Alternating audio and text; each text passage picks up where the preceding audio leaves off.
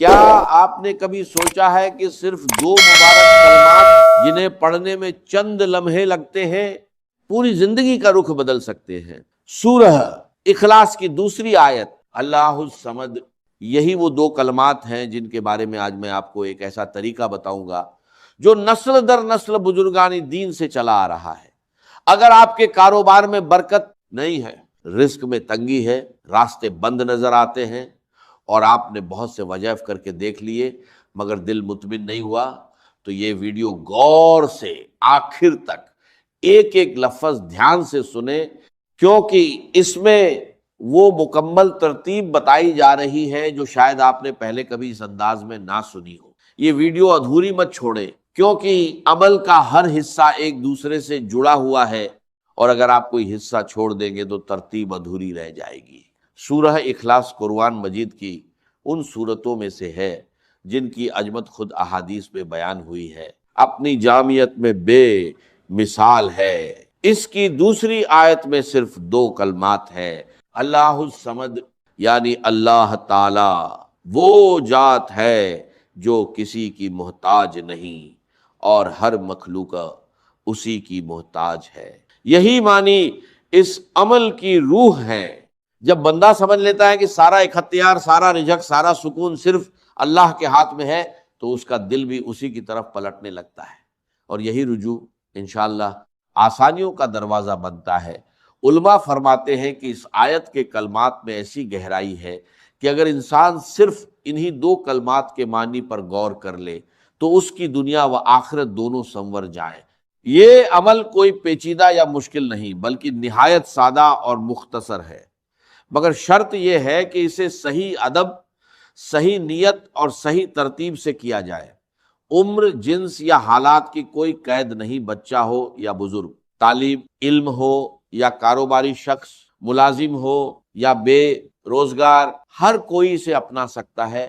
نہ اس کے لیے کسی خاص علم کی ضرورت ہے، نہ کسی خاص مقام کی، نہ کسی پیر مرشد سے اجازت کی، بس ایک خالص نیت اور تھوڑا سا وقت درکار ہے۔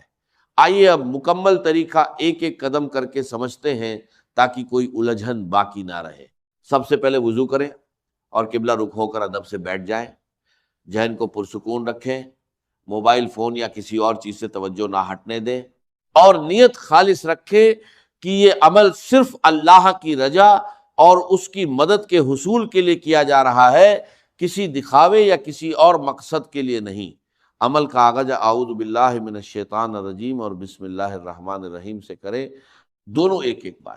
اس کے بعد 7 مرتبہ یہ استغفار پڑھیں، استغفر اللہ ربی من کل ذنب واتوب الیہ۔ استغفار کی حیثیت ایک ایسی چابی کی سی ہے جو دل کے جھنگ کو صاف کرتی ہے۔ جب انسان اپنی غلطیوں پر معافی مانگتا ہے تو اللہ تعالیٰ کا خصوصی کرم اس کی طرف متوجہ ہوتا ہے، اور کہا جاتا ہے کہ جو شخص باقاعدگی سے استغفار کرے اس کے لیے تنگی سے کشادگی اور پریشانی سے راحت کے راستے کھل جاتے ہیں۔ استغفار در اصل ایک ایسی صفائی ہے جو ہر عمل سے پہلے دل کو تیار کرتی ہے، بالکل اسی طرح جیسے کوئی برتن استعمال کرنے سے پہلے اسے دھویا جاتا ہے۔ استغفار کے بعد 7 مرتبہ درود ابراہیمی پڑھیں، وہی درود جو ہم روزانہ نماز میں پڑھتے ہیں۔ اللہم صل علی محمد وعلی آل محمد کما صلیت علی ابراہیم وعلی آل ابراہیم انک حمید مجید۔ اللہم بارک علی محمد وعلی آل محمد کما بارکت علی ابراہیم وعلی آل ابراہیم انک حمید مجید۔ درود شریف کو ہر دعا اور ہر عمل میں ایک خاص مقام حاصل ہے، کیونکہ یہ وہ ذریعہ ہے جس کے توسط سے دعا کی قبولیت کے امکانات بڑھ جاتے ہیں۔ کہا جاتا ہے کہ جو دعا درود سے شروع اور درود پر ختم کی جائے وہ کبھی رد نہیں ہوتی، کیونکہ درمیان میں موجود درود اس دعا کو ایک محفوظ حصار عطا کر دیتا ہے۔ اب آتے ہیں اصل عمل کی طرف۔ درود کے بعد اللہ صمد کو 33 مرتبہ پڑھیں۔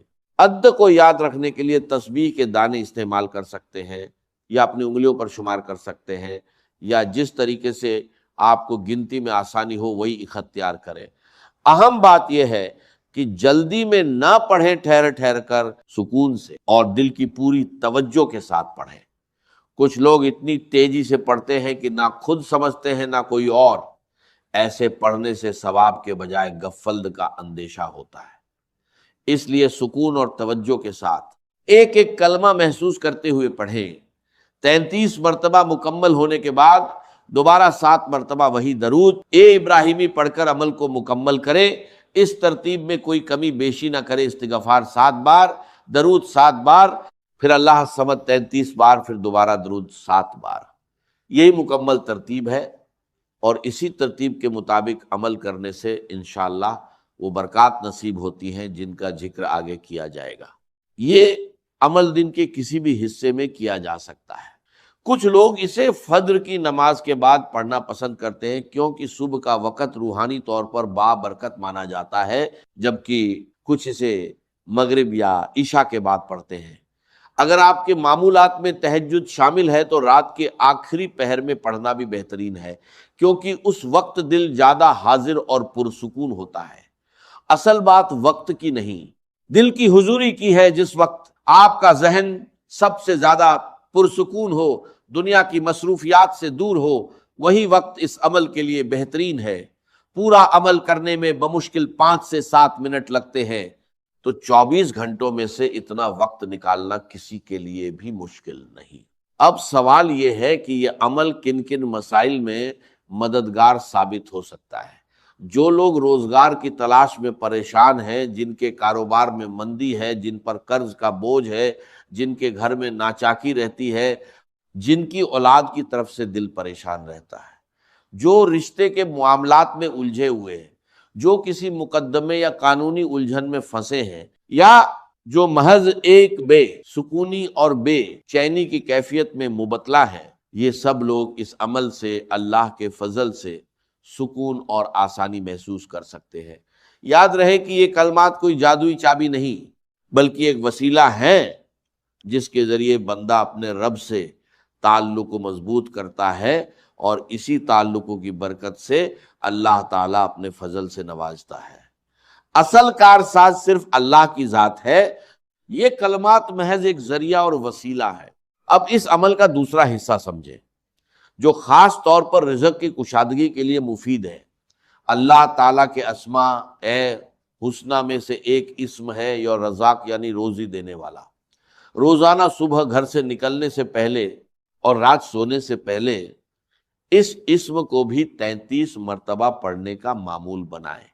طریقہ وہی ہے، پہلے درود پاک 7 مرتبہ، پھر یا رزاق 33 مرتبہ، پھر دوبارہ درود پاک 7 مرتبہ. نیت یہ رکھیں کہ اے اللہ، میرے اور میرے گھر والوں کے رزق میں کشادگی عطا فرما، حلال ذرائع سے میری ضروریات پوری فرما، اور میرے کاروبار یا روزگار میں برکت عطا فرما. جو لوگ اس معمول کو باقاعدگی سے نبھاتے ہیں وہ محسوس کرتے ہیں کہ آہستہ آہستہ ان کے حالات میں بہتری آنے لگتی ہے، کبھی کسی نئے موقع کی صورت میں، کبھی کسی غیر متوقع مدد کی صورت میں، اور کبھی محض دل کے اطمینان کی صورت میں، جو خود ایک بہت بڑی نعمت ہے. ایک اہم بات جو ہمیشہ ذہن میں رکھنی چاہیے، کسی بھی عمل یا وظیفے سے پہلے بسم اللہ اور توج پڑھنا اسی طرح ضروری ہے جیسے سفر سے پہلے راستے کا نقشہ دیکھنا. بہت سے لوگ جلدی میں یہ ابتدائی حصہ چھوڑ دیتے ہیں اور سیدھا اصل کلمات پڑھنا شروع کر دیتے ہیں، یہ سمجھتے ہوئے کہ وقت بچ جائے گا. لیکن حقیقت یہ ہے کہ جب دل بھٹکا ہوا ہو، توجہ ادھر ادھر ہو، تو عمل کی وہ تاثیر حاصل نہیں ہوتی جو حاصل ہونی چاہیے. اسی لیے صبر سے، مکمل ترتیب کے ساتھ اور خشوع و خضوع کے ساتھ یہ عمل کریں. یاد رکھیں یہ عمل عبادت کا درجہ رکھتا ہے. اسے محض ایک رسم یا عادت کے طور پر نہ کریں، بلکہ ہر کلمہ ادا کرتے وقت اللہ کی حضوری کا احساس دل میں رکھیں. یہ بھی یاد رکھیں کہ نتیجے کا دار و مدار مکمل طور پر اللہ تعالیٰ کی حکمت پر ہے. کسی کو جلد سکون اور آسانی نصیب ہوتی ہے، کسی کو کچھ وقت درکار ہوتا ہے. یہ عمل کوئی فوری جادوئی حل نہیں، بلکہ ایک روحانی سلسلہ ہے جسے مستقل مزاجی اور یقین کے ساتھ جاری رکھنا ضروری ہے. اگر 1-2 دن میں کوئی خاص فرق محسوس نہ ہو تو مایوس نہ ہو، دعا اور ذکر کی قبولیت کا وقت اللہ ہی بہتر جانتا ہے، اور بعض اوقات وہ اپنی حکمت سے کسی اور بہتر وقت میں عطا فرماتا ہے۔ صرف چند دن کی کوشش کے بعد ہی چھوڑ دینا مناسب نہیں، بلکہ اسے اپنی روزمرہ زندگی کا مستقل حصہ بنا لیں، جیسے نماز اور دیگر عبادات کا حصہ ہے۔ کم از کم 21 دن مسلسل اس عمل کو جاری رکھیں تاکہ یہ آپ کی عادت اور روحانی معمول کا حصہ بن جائے۔ کچھ لوگوں کے ذہن میں یہ سوال بھی آتا ہے کہ اگر کسی دن عمل چھوٹ جائے تو کیا ہوگا؟ اس کا جواب یہ ہے کہ اگر کبھی بھول جائیں یا وقت نہ ملے تو مایوس ہونے کی بجائے اگلے دن سے دوبارہ شروع کر دیں۔ اللہ تعالیٰ کی رحمت اتنی وسیع ہے کہ وہ بندے کی نیت اور کوشش کو دیکھتا ہے، نہ کہ محض حساب کتاب کو۔ اسی طرح یہ بھی یاد رکھیں کہ یہ عمل کسی اور دعا، نماز یا وظیفے کا متبادل نہیں، بلکہ اپنی جگہ ایک اضافی ذریعہ ہے۔ فرض نمازیں اور دیگر بنیادی عبادات کو کبھی نظر انداز نہ کریں۔ اگر یہ ویڈیو آپ کے لیے مفید رہی ہو تو نیچے کمنٹ میں اپنے ملک کا نام اور اپنی طرف سے ایک مختصر دعا ضرور لکھیں، تاکہ باقی ناظرین بھی اس اجتماعی دعا میں شریک ہو سکے اور ایک دوسرے کے لیے خیر کی دعا کا سلسلہ چلتا رہے۔ اسی طرح اگر آپ چاہیں تو اس عمل کا مکمل طریقہ اپنے الفاظ میں کمنٹ میں لکھ کر دوسروں کی رہنمائی بھی کر سکتے ہیں۔ یہ ایک صدقہ جاریہ کی طرح ہے جس کا اجر ہمیشہ جاری رہتا ہے، کیونکہ جو شخص بھی آپ کے لکھے ہوئے طریقے سے فائدہ اٹھائے گا اس کا ثواب آپ کو بھی ملتا رہے گا۔ اگر آپ اس چینل پر نئے ہیں تو سبسکرائب کرنا نہ بھولیں تاکہ آئندہ بھی اس طرح کے مفید اور مجرب اعمال آپ تک پہنچتے رہیں۔ ویڈیو کو لائک کرنا بھی نہ بھولیں، کیونکہ یہ چھوٹا سا عمل ہمیں مزید لوگوں تک یہ پیغام پہنچانے میں مدد دیتا ہے، اور جتنے زیادہ لوگوں تک یہ بات پہنچے گی اتنا ہی زیادہ اجر انشاءاللہ سب کو ملے گا۔ اب آپ سے ایک خاص درخواست ہے، نیچے کمنٹ میں صرف اپنے ملک کا نام مت لکھیں، بلکہ یہ بھی لکھیں کہ آپ نے آج سے یہ عمل شروع کرنے کا پکا ارادہ کیا ہے۔ اپنی حاجت ظاہر کر کے مت لکھیں، بس یہ لکھیں کہ یا اللہ میری حاجت پوری فرما، اتنا کافی ہے۔ جب ہزاروں لوگ ایک ساتھ مل کر یہ الفاظ لکھتے ہیں تو یہ کمنٹ سیکشن خود ایک اجتماعی دعا کی صورت اختیار کر لیتا ہے، اور آپ جانتے ہیں کہ جب مستجاب وقت میں ہزاروں زبانیں ایک ساتھ اللہ سے مانگتی ہیں تو اس دعا کو رد کرنا اللہ کی شان کریمی کے خلاف ہے۔